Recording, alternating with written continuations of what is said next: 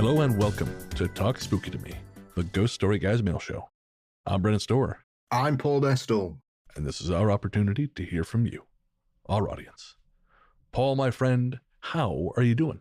I'm in a slightly disturbed mood due to my viewing habits this week, and also overly excited as one half of the Russo brothers was within 1.5 miles of my house, and therefore I'm very excited that the next Avengers film is going to be set in Sheffield. It isn't, but it's a nice thought. Hey, we can but dream. Well, if Captain Britain's from anywhere, it's round here. That much I believe. I can imagine him living in Peak District, getting high, going for a walk. The peak of British existence, getting high, going for a walk. In the Peak District, absolutely. Yep. That's why it's called the Peak District, because you're always peaking when you're up there, mate. Oh boy, it begins already. Mind you, that might be that field my mate always goes to. That's some strange mushrooms grow there or something. Which we legally cannot tell you to eat, but... Apparently it's picking season. That's all I know. One half of this cast takes some of those every 4 days. And I love them. You can just order them through the mail here now. Yeah, we just go for it. Apparently people go for a drive. Yeah, my friend told me. You've got to be careful with those things. Sometimes you can lay on the floor laughing so much you give your forehead a friction burn, and that's not a look I recommend to anybody. Allegedly. That's what I've read on Reddit. Yes, exactly. Well, I have not been laying on the carpet getting rug burn. No, I don't like where any of. Yeah, I don't like where any of that's going. Just gonna move on here. I recently had a revelation, Paul. It was actually just this morning. I realized that any lingering doubts I may have had about not becoming a true crime podcaster are gone completely. Not that there was ever much of it, just mostly because there's a lot more money in true crime podcasting than there is in paranormal podcasting. But it's because I was watching a documentary series on Prime. It's called Cold Water, the Shelter Bay Mystery, and it concerns a drowning death that happened just south of Revelstoke in the Arrow Lakes region. And after 3 episodes, I am furious that I do not have a conclusive answer to what happened on that day on the water. And I cannot handle that shit. And I know that's like a functional part of true crime, which is why I don't listen to most of it or watch most of it. But this one kind of came up on my radar because it was Revelstoke related.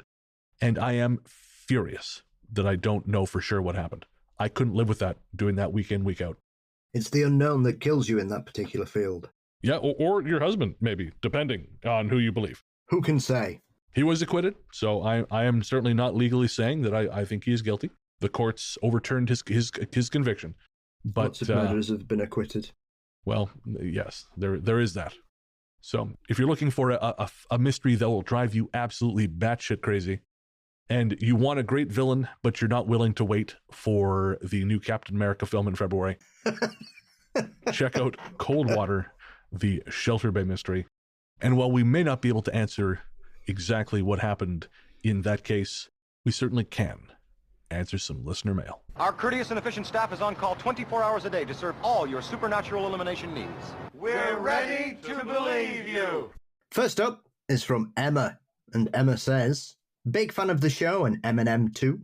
Been meaning to write him properly for ages, and I will do one day, but this is just a big thank you for now.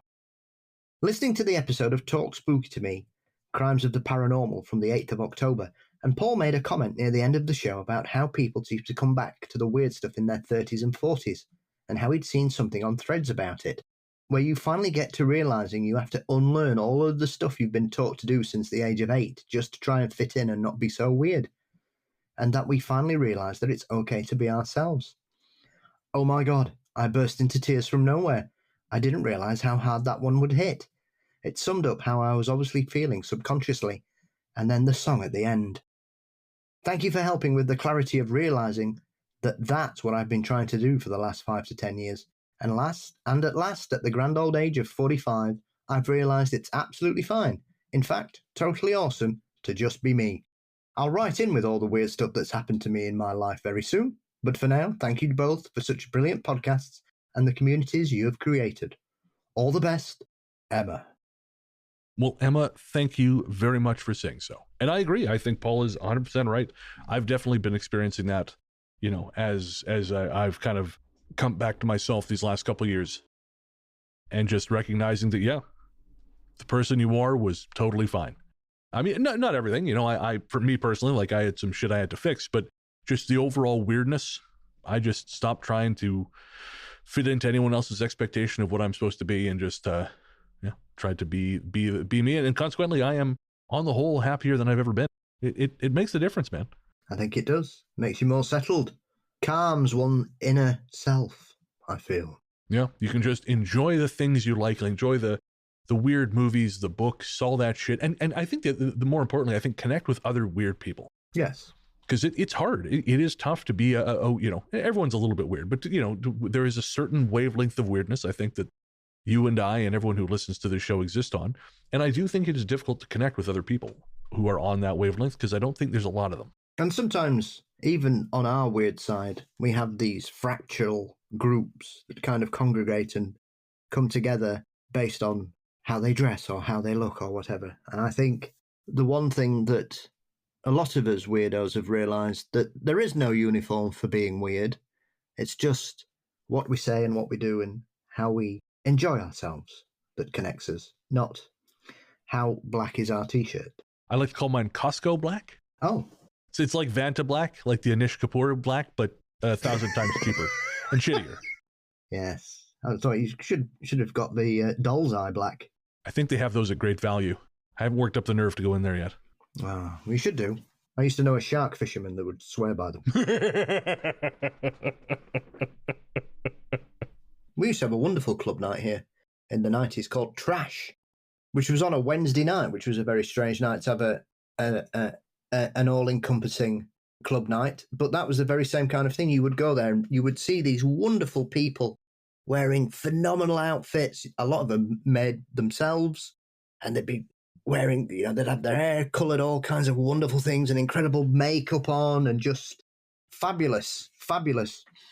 And you would never see these people outside of Trash. Well, you would, but you wouldn't recognise them because they weren't wearing the costume.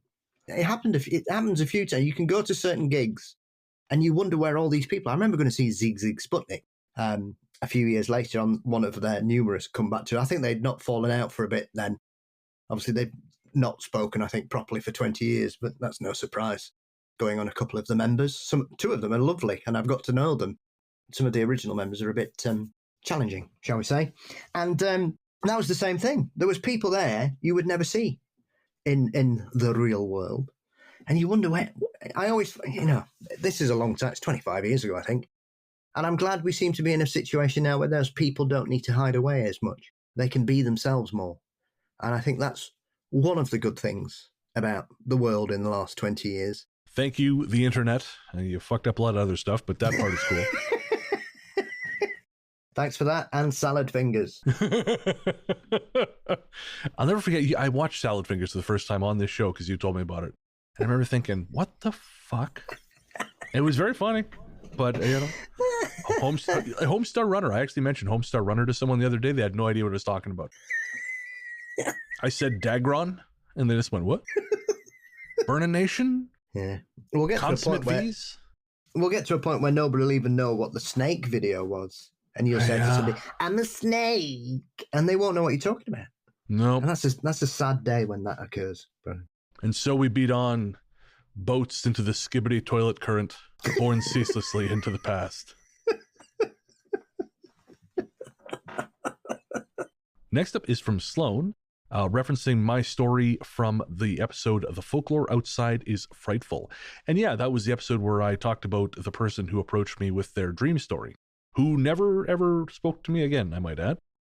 Sloan says, obliquely related to the woman with the dreams about the murdered girl, reminded me of the old saying, if you hear someone calling your name from the woods, no, you didn't. Yep, 100%.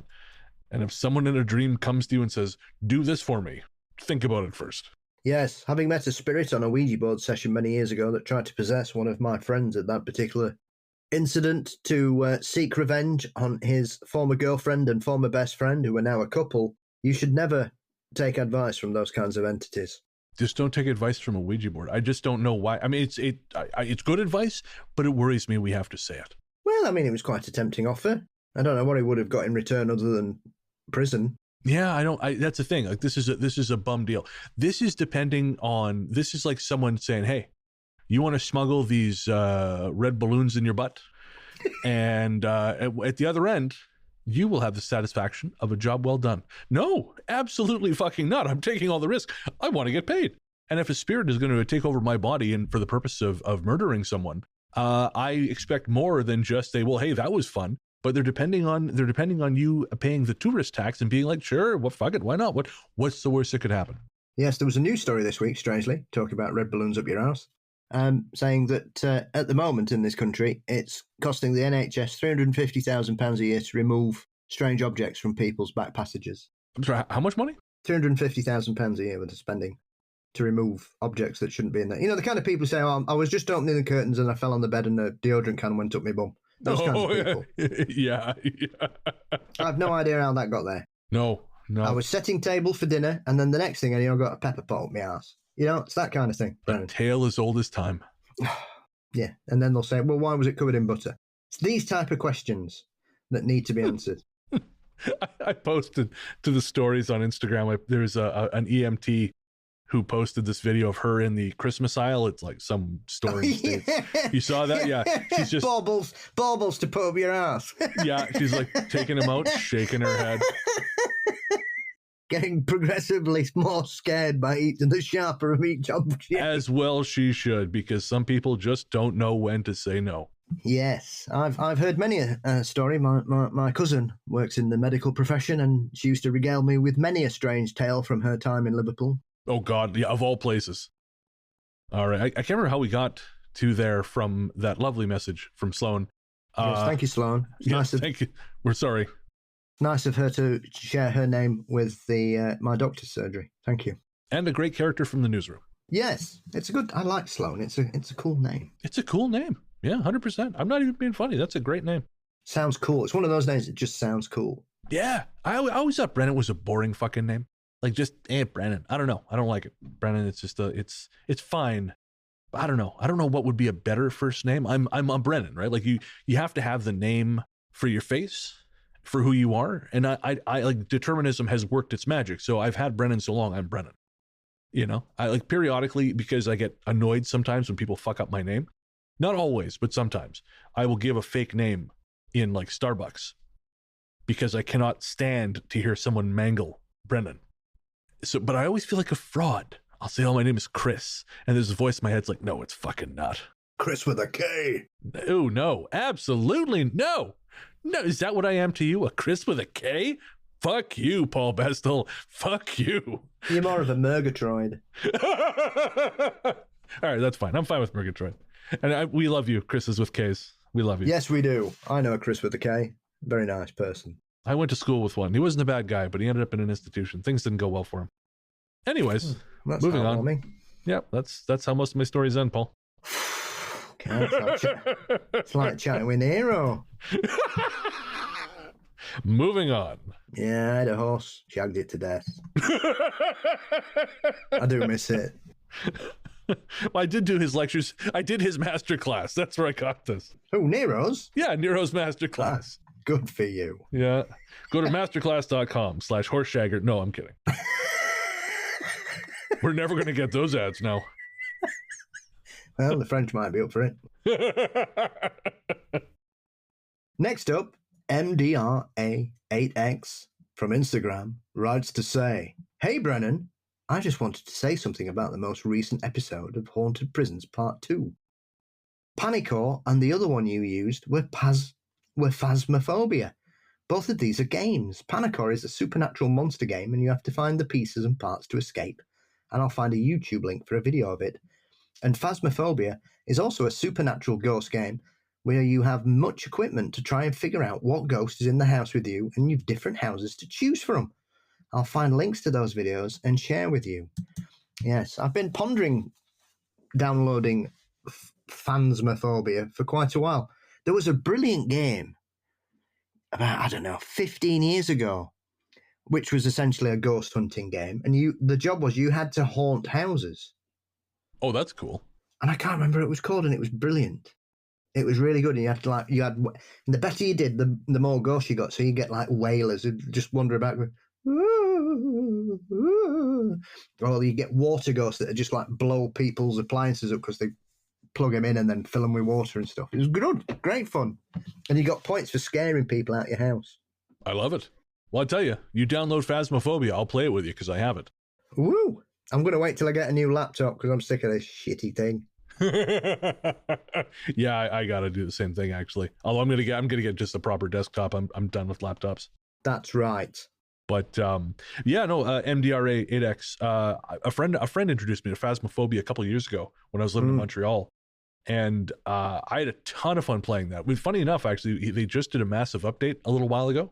So apparently there's a bunch of new shit. I haven't played it in about a year. But yeah, guys, if that's this isn't a paid ad or anything, but Phasmophobia is a fun as shit way to hang out with your friends and scare each other. Yes. And yeah, so when you get that, Ghost 3 guys playing Phasmophobia, we'll have our own Twitch channel and everything. We'll be like real Zoomers. Whoa. Get in there. Hanging out on Twitch. Like that grandma who plays Skyfall, or what's that Bethesda game? Not Skyfall, that's a Bond movie. Skyfall. Yeah, not that one. No, not Oblivion. What's Skyrim? That's it. The grandma who plays Skyrim. Good for her. Okay. Anyways.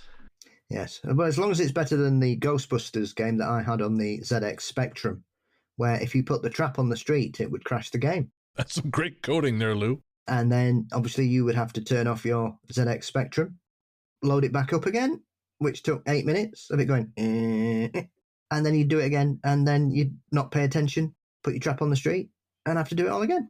Until you broke down and cried because you were 12. Minutes ago. So, yes.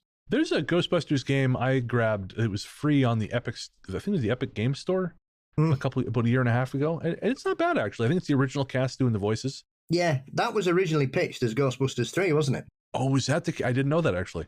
And then they changed it to a game. That's why the original cast members are in it. Oh, it's not bad. It's fun. I think we're about halfway through it. But yeah, not a bad game at all. Excellent. Follow us for more gaming tips, kids. That's right. On games that are like 10 years out of date. Have you ever played Super Mario? I was going to say, yeah, Super Mario Galaxy, Blood.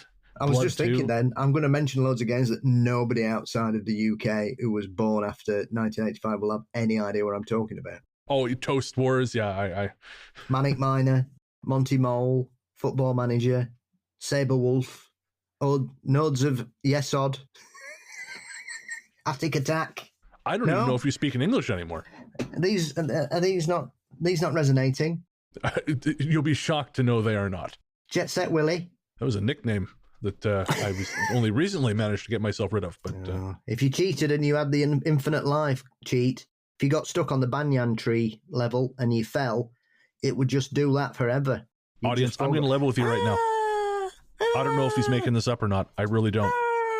He could be lying through his teeth. I would have no way of knowing.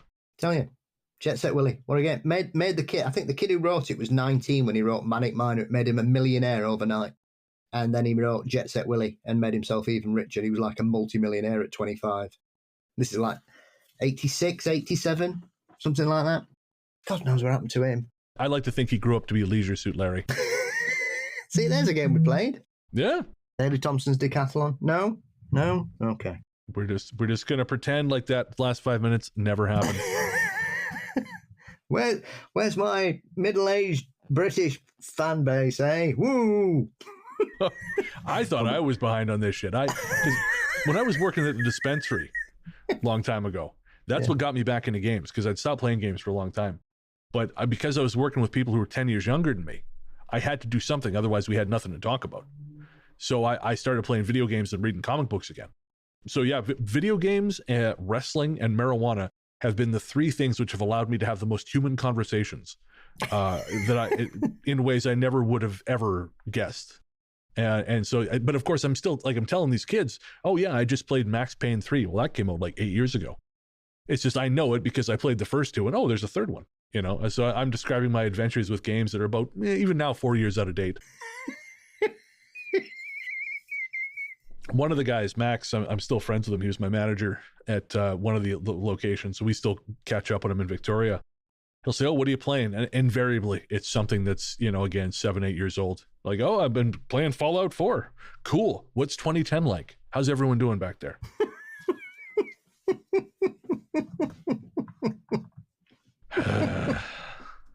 right.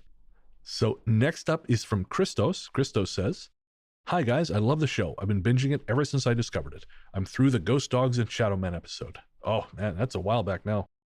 I just pausing quickly, Christos.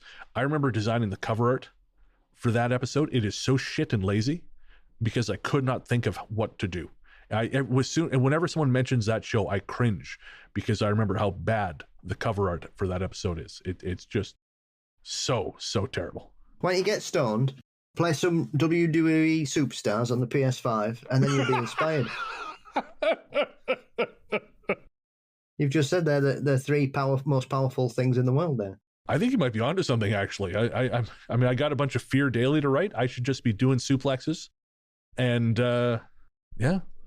Actually, just run around your room in your pants going, woo! Woo! He's assuming I don't do that already.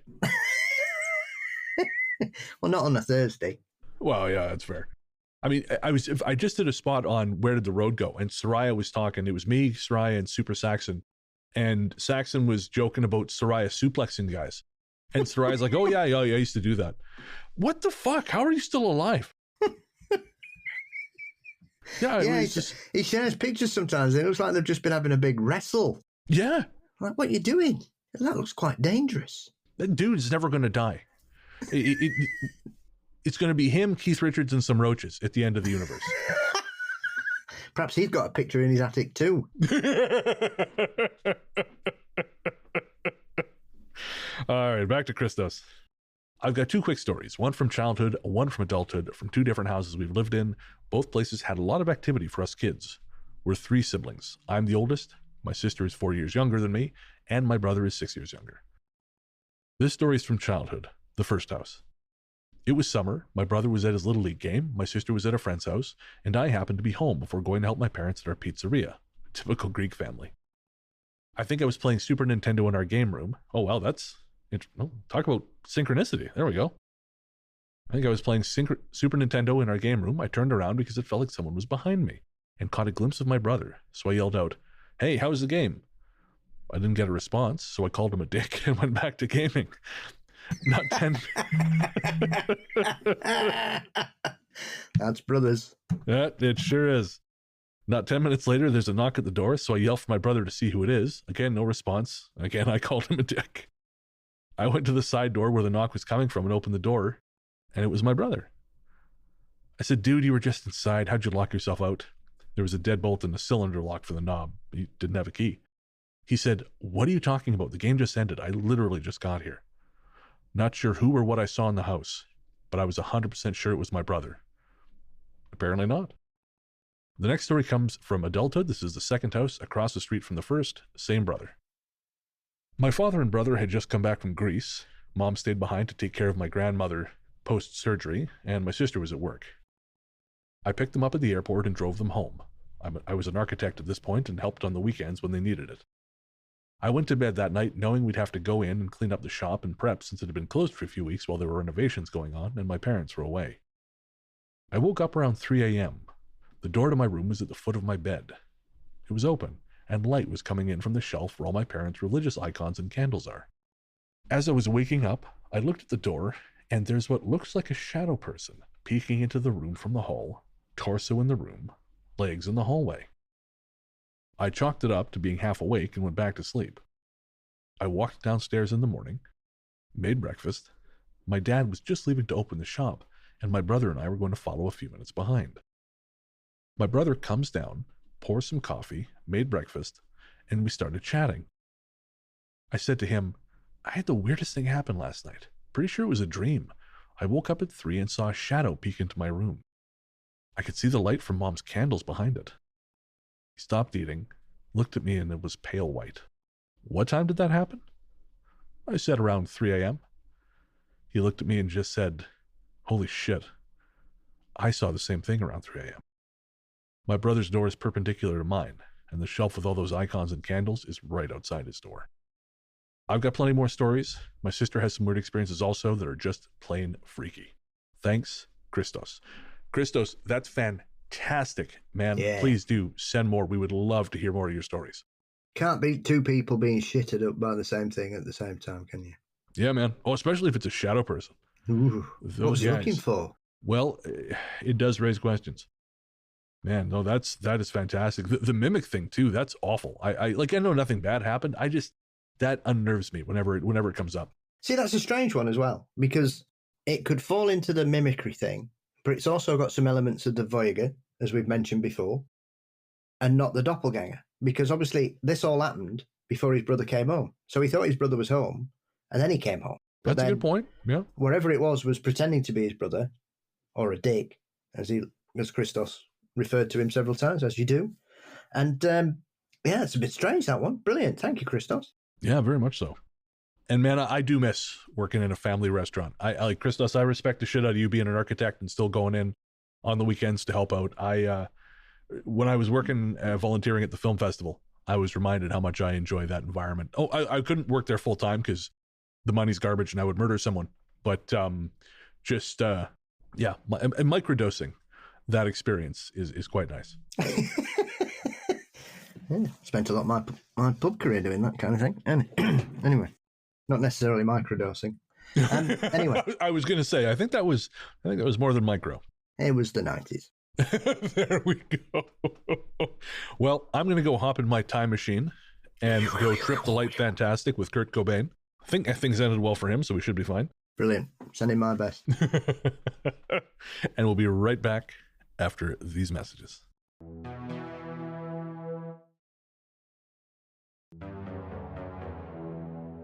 Welcome back. So next up, we have 4 comments from YouTube. Our first comment is from the mighty RenPet516, responding to Haunting in Prisons Part 2, who says, I have never, and will probably never hear someone say indignantly, it was a monkey, that's why we call them the monkey hangers. I can't breathe. Ren, you're welcome. Yeah, you've been on a roll with the quotable Paul Bestel lines lately, and that was definitely up there. I would like to point out, anybody wishes to visit Hartlepool, there is a statue of the monkey by the marina. Really? Yes. They were so concerned that people might misunderstand it during lockdown that they had a special sign put round that explained the story because they didn't want people to think it was some kind of racist motif or something. I was wondering, like, were they worried people thought General Thade had come back in the time machine and taken over Earth? Like, what? I think they were concerned because, I mean, to be fair, it was a bit of a leap because it was just slave owners and things like that were being torn down here, and quite rightly so. Sure. And so I think they kind of all got swept up in that mass media paranoia of, what? What do you mean we can't have statues to bastards? What's going on? That's not very British. There's fucking thousands of them up here. What? Are we saying we can't have statues of Hitler? No, you fucking can't, dickhead. Pull that down if there is any. Here's the thing, guys. Just don't make statues of people. Just don't do it. Make statues. The monkey? Fine. I mean, it's weird. It's a weird statue considering why it's there. But I guess better that than a picture of someone who turns out to be an absolute fucking psychopath the second we expand the historical scope a micrometer. Yes. The monkeys are meshed in Hartlepool's DNA now because the football club, Hartlepool United as they're now called, they used to be called Hartlepools, strangely enough. Anyway, I'm sure you're not interested in that fact. Their mascot is called Hangus the monkey, and it's basically a man wearing a crap monkey suit. And he became so popular that he ran for mayor of Hartlepool, and he won. Okay, so I think I know the answer here. You are, of course, referring not to the man in the costume, but the mascot, Hangus. No, the man in the costume became famous as the mascot and then stood on the mayor. Basically, his ticket was free bananas for everyone if he became mayor, and he won the election, and then he took off the mascot suit and became a proper mayor. Okay, well, that's something, because I was like, this is like them electing Gritty mayor of Philadelphia. And I'm not saying that's a bad idea. I'm just saying it's unorthodox. Yes. I'm not sure what happened to him after that. I lost interest when he took the suit off. I remember when Weird Twitter was a thing like 13, 14 years ago. And there was all these accounts making all these bananas jokes, just insane, crazy ass jokes, many of which were very, very funny. But the second any of them put up their real face instead of some kooky avatar, nope, I don't care how funny you are now. You're just some guy named Greg. Go away, Greg. This is why they had the Muppets, Greg, because no one gave a shit about Jim Henson. Jim knew that. He's like, you're going to see all my kooky shit through the magic of puppets. And we did, and we loved it. No, we didn't. You don't like the Muppets? No. I have no son. I've always found them deeply unfunny. Miss Piggy's a right pain in the ass, isn't she? Okay, Miss Piggy sucks. Miss Piggy sucks. Miss Piggy's the worst. Her and Kermit should get divorced. That it's a bad situation all around. But not liking the Muppets, that's... I was going to say that's un-American, and that's a worthless metric for either of us, being that neither of us are, but it feels un-American. That's why I'm not American. Lots of people love the Muppets. It's one of those things, whenever you tell people you don't like the Muppets, people look at you weird. I just never liked them. It's like Thunderbirds. I don't like Thunderbirds. Well, there's a vast gulf between not liking the Thunderbirds, which no one really remembers anyways, and the Muppets? Yeah, who gives a rat's ass about... Well, okay. Oh, here we go. Now we have to cross the cultural divide between Sooty and Sweep and the Muppets. No, Bagpuss.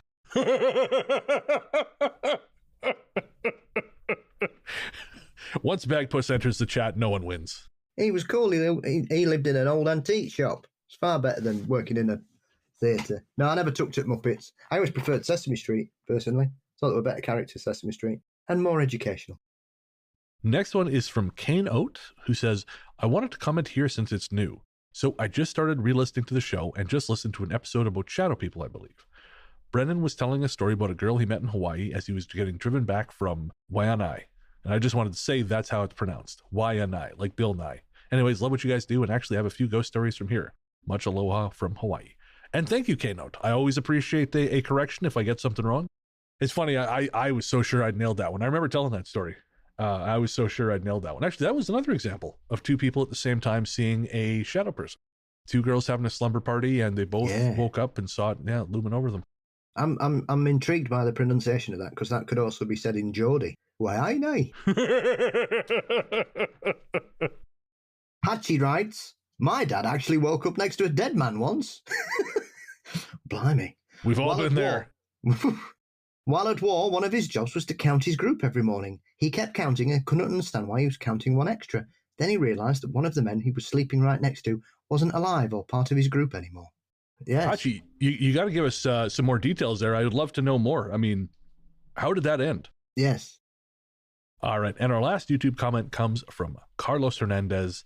And this is all the way back on Ghosts of the Mississippi. This is a new comment, but it was on episode, I think, 60. And Carlos says, hey, this story is about me and my sister Jasmine. My cousin listens to your podcast and he sent me this one. The details are perfectly spot on and took me back to being 10 years old in that haunted house. Me and my sister are absolutely blown away and trying to figure out how you guys got our story. Our story is the one with crayons being thrown around the room. How did you guys get it? And so I responded to Carlos separately.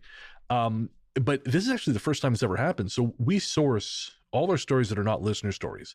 We source from all over online. So we source from like Reddit, Your Ghost Stories, Quora. There's a few other smaller archives that we use. And I remember putting together Haunting of Mississippi. Like that was very much one of my like, oh shit, I got to come up with a topic.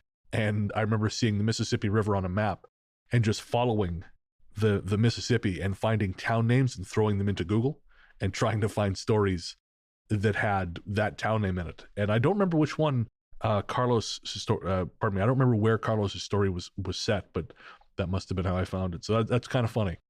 Thank you for the story, Carlos. And we hope you are still listening to the show. Crayons. I remember that story. I'm gonna look this one up. Crayons. Oh, there we go. Okay, I'm gonna read it really quickly. This story takes place in my hometown of St. Louis, Missouri, in our haunted family home. I still live in the city, but have long since moved away from that house. My parents still live there, though, and claim that the house is no longer haunted ever since it was blessed. Throughout my childhood, there were many incidents, but one I vividly remember took place when I was about 13 years old. I have a younger brother named Carlos, and at the time he was 10. My mother was a janitor at an elementary school and had brought home a very large bucket of crayons, so Carlos and I spent the rest of the day coloring in our room. At about 9 p.m., my father said it was time for bed. Carlos and I shared a very small room with bunk beds. He got the bottom, I got the top. We didn't much feel like going to sleep, so I took a handful of crayons and climbed to the top bunk, where I started throwing them down at Carlos. He would then throw some back at me. We were laughing loudly and getting pretty rowdy, so my father stormed to our bedroom and yelled at us. Carlos and I feared our father, so we quickly cleaned up all of the crayons and threw them back in the bucket. We were so afraid of him that when we went back to bed, we slept together on the bottom bunk and passed out right away. It was about midnight when Carlos woke me up. He told me he was scared and that I should look out the door down the stairs. Our bedroom door was right in front of the steps that lead to the downstairs reception/lobby area. And when I looked, I could see the light in the lobby flicking on and off in a pattern. The switch was that kind that makes a loud click when you flick it, so it made a lot of noise going on and off like that. What's more, we could see the switch flicking up and down, but no one was doing it. We both grew very frightened, but being older, I didn't want him to know how bad it really was, so I told him the switch was probably defective, and he should ignore it. I turned away from the steps and fell back asleep. What must have been a couple hours later, Carlos woke me up again. The door to our room was closed now, and the room itself was pitch black. He told me he was scared again, because he could hear what sounded like crayons hitting the wall out in the dark. I listened for a few seconds, and that is exactly what it sounded like. I was very afraid, but still put out a flashlight that we kept under the bed. When I turned it on and looked around the room, I saw nothing. No crayons flying against the walls, in fact nothing out of the ordinary at all, even though the noise had not stopped. Finally, we fell asleep again, and when we woke up the next morning, to our surprise, the walls were covered in tiny little dotted markings, as though someone had, yes, been throwing crayons against them, and the offending art supplies were all over the floor. We were terrified. We cleaned up the crayons and threw them away, then told everyone in the house what had happened. But being that Carlos and I were the youngest of all the children, and everyone thought we were immature, they refused to believe us. That's fantastic. Well, Carlos, thank you for that blast from the past. It's sort of a trip down memory lane. From before the plague. Yeah, man. Yeah, I think I've told you. I've realized there's a few things that just punched, like my memory just had a hole punch through it. Like we were in Victoria before I moved out to Montreal. We were cleaning out the closet, and there was this jacket, and I was like, fuck, our friends must have left their jacket here. So I sent them a text, and my friend replied. She said, that's your jacket. I was with you when you bought it. No memory whatsoever of buying it. There's huge chunks of 2019 that are just 2018, just gone. Just completely fucking gone. Next up, Diane writes, "Hey guys, I just discovered your podcast a few months ago, and I've been binge listening at work. It really helps to hear about things other folks have experienced. It makes me feel a lot less crazy. First, I want to say it was a thrill to hear Barbara Smith. I'm in my 40s now, but when I was 14, I sent her some stories about the house I grew up in, and they ended up in one of her books. Oh, cool. I guess it just underscores the fact that spirits trail after people who are open to them. I went from a haunted modern house in Sherwood Park as a kid to a haunted 1922 red brick Edwardian in Edmonton, where I still live now.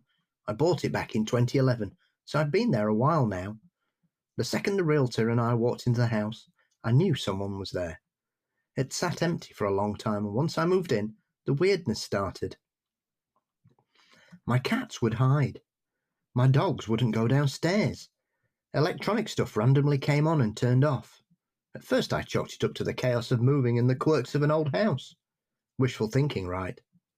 I constantly felt watched. The presence didn't feel malicious or aggressive.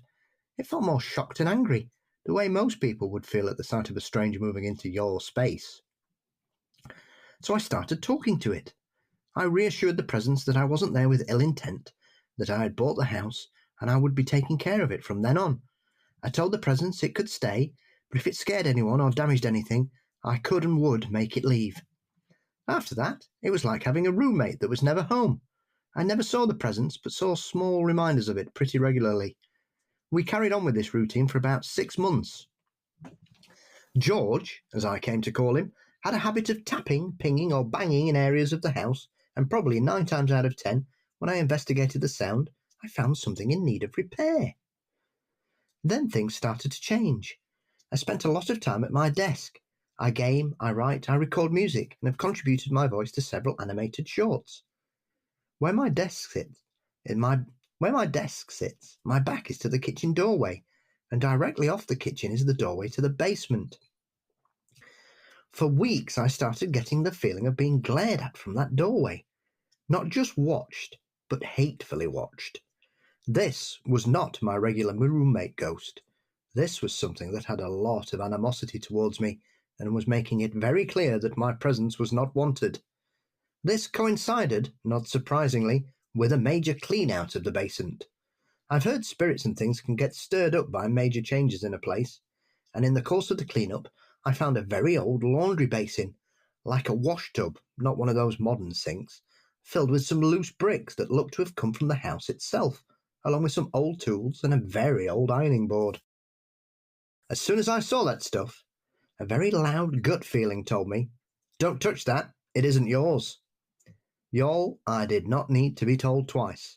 I've been in that house 13 years now, and I've never once touched or moved that stuff, and have an uneasy truce with whatever's down there ever since. George still makes his presence known, but less and less over the years, and to be honest, I kind of wonder what's going to happen with the thing downstairs if George departs completely. Planning to sell the place next year, so I hope I never find out. Diane. Well, Diane, thank you for sharing that with us.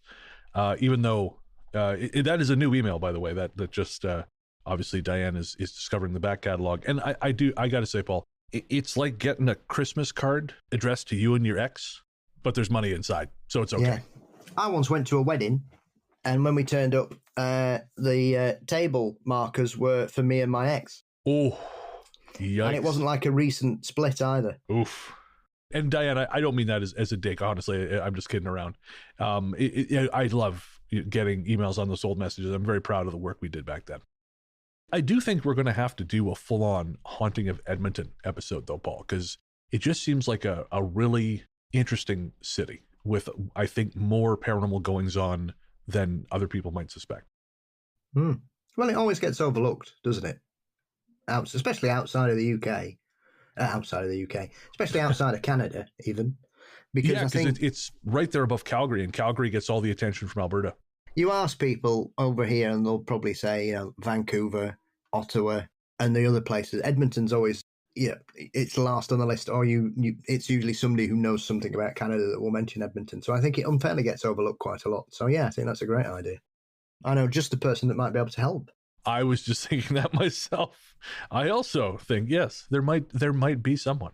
All right. Well, again, thank you very much, Diane. And we hope you continue listening, and we hope you enjoy the modern incarnation of the show as well. So when you went to that wedding, like, were you with someone? You brought a +1? Yeah. Oh, that's rough. Oh. Did they not like the new one? They claimed ignorance, but then I showed them the text message where I told them exactly who was coming and when I was coming. And it was like 6 months after I'd split up with this person. So it wasn't even like a last minute change of plan or anything. And it was on a rock, the hand painted rocks. So I took it outside and wanged it. Wanged it down the path. As well you should. Man, that's like a Reddit post come to life. Yeah. So if anybody wandering around Penistone finds a rock with the word Amanda on it, that was me. We hope you have enjoyed this round of listener mail. We've certainly enjoyed answering it. And of course, if you have comments, questions, anything you want to share with us on a Talk Spooky episode, send it to ghoststoryguys@gmail.com. You can also comment on YouTube, Spotify, all those places. We tend to pull from email first, but we also love comments on those places. Big shout out to everyone who listens on Spotify and on YouTube. It's very, very, very much appreciated. All right, my friend, where can everyone find you online? You can find me as Mystery and Monsters across most social media platforms and all good podcast sites. Fabulous. I'm Largely the Truth on Threads, Instagram, Blue Sky, and Letterboxd. And you can find my horror fiction show, Fear Daily, narrated by Brandon Scheck-Snyder, everywhere fine podcasts live, or at feardaily.com. I got invited to speak at a brand new conference next year. Oh, no shit. That's awesome. Which one? I can't say any more other than it's in Wiltshire. Fucking A, man. Congratulations. I assume you're going. Yeah, oh yeah. I'm chuffed to bits to be invited. I've been recommended by a couple of people. Well, as well you should be. In the Fortean field, so I'm chuffed to bits to be asked. So yeah, and especially because I've hardly explored Wiltshire. So it'd be nice to get down there and finally have a proper wander around Glastonbury. Hell yeah, that's cool as shit, man. All right, well, I look forward to hearing more about that. Can I leave that in the show? Yeah, of course you can. Fucking A. All right. Ooh, exciting things brewing in the world of Paul Bestel, folks. I always enjoy that. Thank you. All right. As always, we like to finish Talk Spooky by featuring a track from an independent artist. This time around, we have another Victoria-based artist. They are Hot Pot, with their new single, IOU, The Hot Mix. You can find more from Hot Pot by checking them out via the links in the show notes, and by going to @1234hotpot on Instagram. And Zuber, who is the representative of Hot Pot, I assume he is part of the group, he said, I would like to attach a little write-up about the song too.